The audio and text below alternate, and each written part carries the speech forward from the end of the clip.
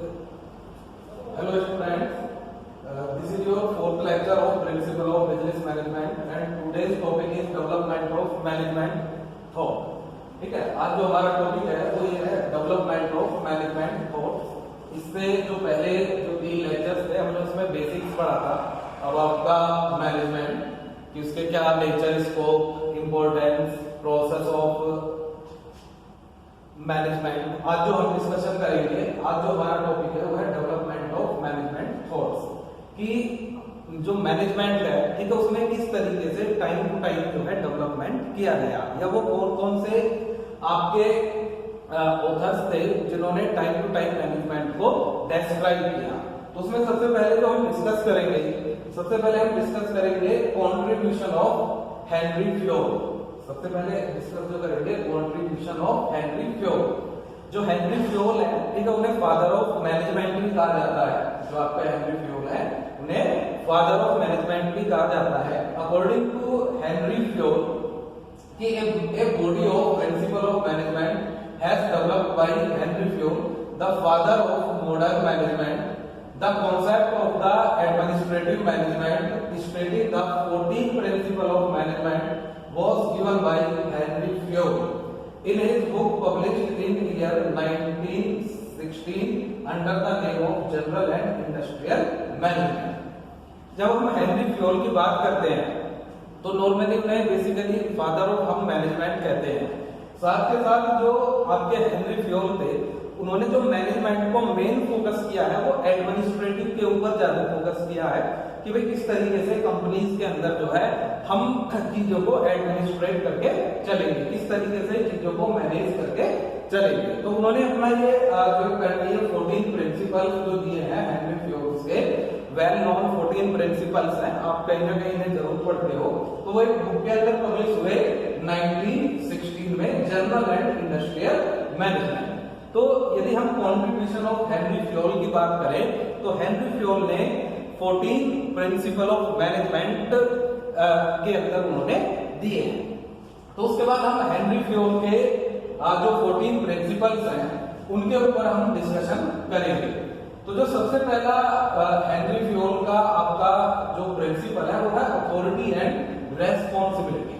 Authority and responsibility का मतलब क्या है कि हेनरी फ्योल क्या कहते हैं कि यदि आप ऑर्गेनाइजेशन में हो, ऑर्गेनाइजेशन की बात करते हो तो वहां पर जो भी अथॉरिटी और रेस्पॉन्सिबिलिटी हमें लोगों को जो है सेंट्रलाइज और डिसेंट्रलाइज वहां पर करनी चाहिए। हालांकि वो डिसेंट्रलाइज के इतने फेवर में नहीं थे। सिंपली उन्होंने क्या कहा कि ऑर्गेनाइजेशन है, चाहे मैनेजर हो, चाहे सुपरवाइजर हो, चाहे आपका वर्कर्स हो, उनकी क्लियरली उनकी क्या अथॉरिटीज हैं, क्या उनकी रेस्पॉन्सिबिलिटीज हैं वो हमें डिफाइन करनी चाहिए। सेकंड जो उन्होंने प्रिंसिपल दिया है, प्रिंसिपल ऑफ मैनेजमेंट, वो दिया है उन्होंने यूनिटी ऑफ कमांड। सेकंड क्या दिया है उन्होंने? Unity of command. Unity of command का मतलब क्या है कि the principle holds that one employ should have only one boss and receive instruction from him only. इसमें उन्होंने कहा है कि कोई भी एम्प्लॉइज है उसका केवल एक बॉस होना चाहिए और वो उसी बॉस से ऑर्डर और इंस्ट्रक्शन रिसीव करे। यदि आप एक एम्प्लॉइज को उसके 2 या 3 बॉस हो जाएंगे, मैंने भी उससे काम करने के लिए कह दिया, दूसरे ने भी उससे काम करने के लिए कह दिया और तीसरे ने भी उस पर काम करने के लिए कह दिया, तो उससे क्या होगा कि जो आपका एम्प्लॉय होगा उसके माइंड में कंफ्यूजन वहां पर क्रिएट हो जाएगा। एम्प्लॉइज के माइंड में क्या होगा कि वहां पर उसके माइंड में कंफ्यूजन क्रिएट हो जाएगा, जिसकी वजह से क्या होगा कि वो सही से वहां पर चीजों को मैनेज नहीं कर पाएगा या अपना वर्क प्रॉपर्ली नहीं कर पाएगा। तो यूनिटी ऑफ कमांड सिंपली क्या कहती है कि भाई वन बॉस और वन उसी बॉस से जो है आपको ऑर्डर और इंस्ट्रक्शन रिसीव करने चाहिए। ठीक है। थर्ड जो प्रिंसिपल है वो है आपका unity of direction. Unity of direction क्या होता है? इसमें लिखा हुआ है कि this means that all managerial and operational activities which related a distinct group with the same objective should be directed by one head and one plan. Unity of direction का मतलब क्या है कि भाई हम जब कोई भी ऑब्जेक्टिव फुलफिल करते हैं या कोई भी ऑब्जेक्टिव टास्क हम फुलफिल करते हैं तो बेसिकली वहां पर क्या होता है, डिफरेंट ग्रुप्स होते हैं। कि भाई आप इतने लोगों आपको ये टारगेट अचीव करना है, आप इतने लोगों आपको इतना टारगेट अचीव करना है। तो जो वो पर्टिकुलर ग्रुप है, उस पर्टिकुलर ग्रुप को आपका एक ही हेड और एक ही वन प्लान के अंदर आपको काम करना होगा। कि यदि मेरे अंडर में आप 6 एम्प्लॉइज आते हो तो आप मेरा ऑर्डर रिसीव करो, जो मेरा जो प्लान है आप मेरे प्लान के अकॉर्डिंग ही आगे वहां पर वर्क करो। फोर्थ जो आपका प्रिंसिपल है वो है आपका scalar chain of command. Scalar chain of command का मतलब क्या है? इसमें लिखा हुआ है कि according to Fayol scalar chain is the chain of superiors ranging from the ultimate authority to the lowest rank. Scalar chain of command का मतलब क्या होता है कि भाई हम जो भी कमांड देंगे, जो भी हम ऑर्डर या इंस्ट्रक्शंस देंगे, वो हम एक हायरार्की में देंगे। जो भी हम ऑर्डर या जो भी हम इंस्ट्रक्शंस देंगे वो हम किसमें दें? एक हायरार्की में दें। हायरार्की का मतलब कि टॉप वाला मिडिल को देगा, मिडिल वाला जो है लोअर लेवल को देगा। इस तरीके से हमारी जो है वहां पर जो ऑर्डर्स हैं या जो भी इंस्ट्रक्शन है वो इस तरीके से स्केलर चेन के थ्रू दिए गए। इसके बाद जो हमारा फिफ्थ जो इसका प्रिंसिपल है हेनरी फ्यूल्स का, वो है कि आपका division of work. Division of work का मतलब क्या होता है? नॉर्मली आपको पता है कि कोई भी एक इंडिविजुअल जो है सारी ऑर्गेनाइजेशन के अंदर काम नहीं कर सकता। कोई भी इंडिविजुअल क्या है अकेला ऑर्गेनाइजेशन के अंदर सारा काम नहीं कर सकता, सारी एक्टिविटीज वो परफॉर्म नहीं कर सकता। तो इसलिए क्या होता है कि वहां पर जो है डिवीजन ऑफ वर्क होना चाहिए। क्या होना चाहिए वहां पर? Division of work.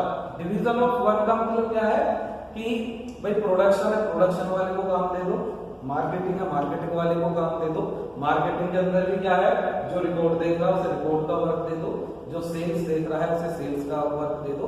प्रोडक्शन के अंदर भी आप क्या काम कर रहे हो, जो ए और बी मशीनरी पर काम कर रहा है उसे ए और बी मशीनरी पर काम करा दो।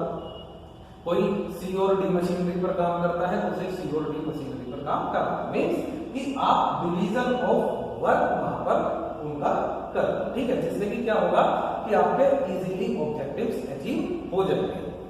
इसके बाद जो आपका नेक्स्ट जो आपका प्रिंसिपल है हेनरी फ्यूल्स का, वो है डिसिप्लिन।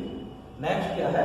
डिसिप्लिन। डिसिप्लिन मींस क्या होता है कि हेनरी फ्यूल्स के अकॉर्डिंग क्या है कि भाई जितने भी आपके एम्प्लॉइज हैं they should be in discipline. They should be in discipline का मतलब बहुत सारी चीजें आ जाती हैं कि प्रॉपर टाइमिंग हो, प्रॉपर अपना वर्किंग करें, प्रॉपर अपने जो सुपीरियर हैं उनके साथ कोऑर्डिनेशन बनाकर चलें, प्रॉपर अपने जो पीयर्स हैं, जो साथ वाले लोग हैं उनके साथ प्रॉपर कोऑर्डिनेशन बनाकर चलें। कोई इनडिसिप्लिन ऑर्गेनाइजेशन के अंदर क्रिएट हो ना करें। यदि इनडिसिप्लिन ऑब्वियसली क्रिएट करेंगे तो उससे क्या होगा, उससे ऑर्गेनाइजेशन के अंदर दिक्कत होगी, उससे ऑर्गेनाइजेशन के अंदर जो है प्रॉब्लम क्रिएट हो सकती है।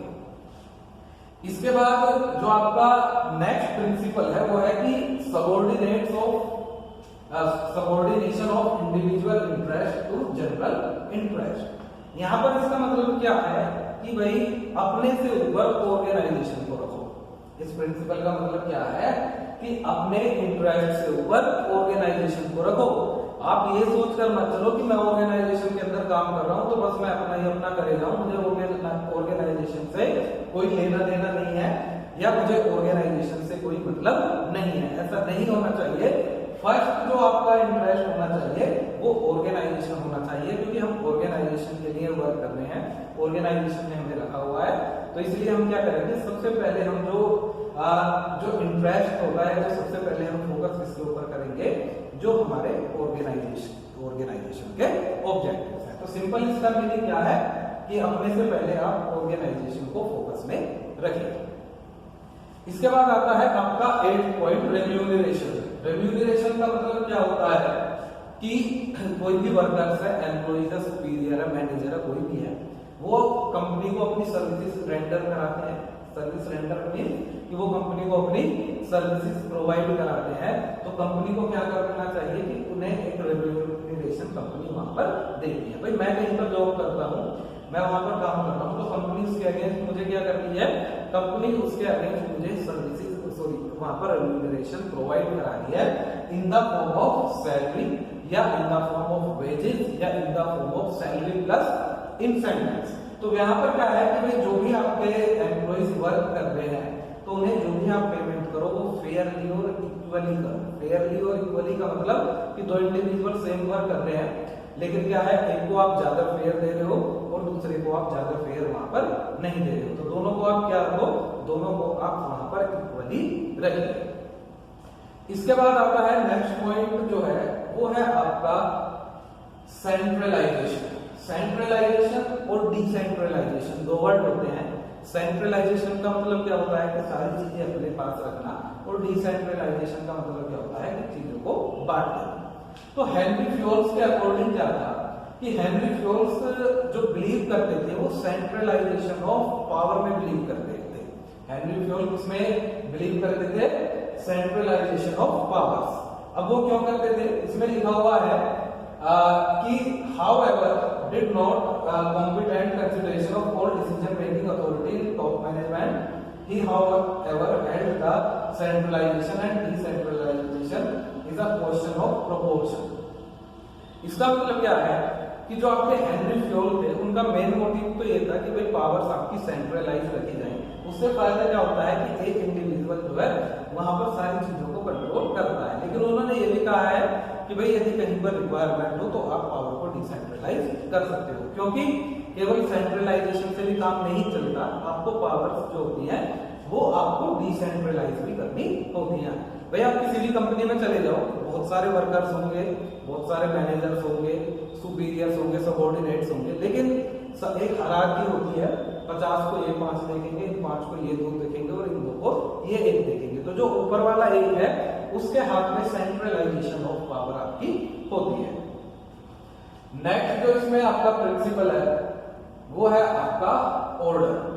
ऑर्डर का मतलब क्या है कि हेनरी फ्योल क्या कहते हैं कि भाई जब हम ऑर्डर की बात करते हैं तो इसमें उन्होंने लिखा है order in the conception of Fayol means right person on right job and everything in its proper place.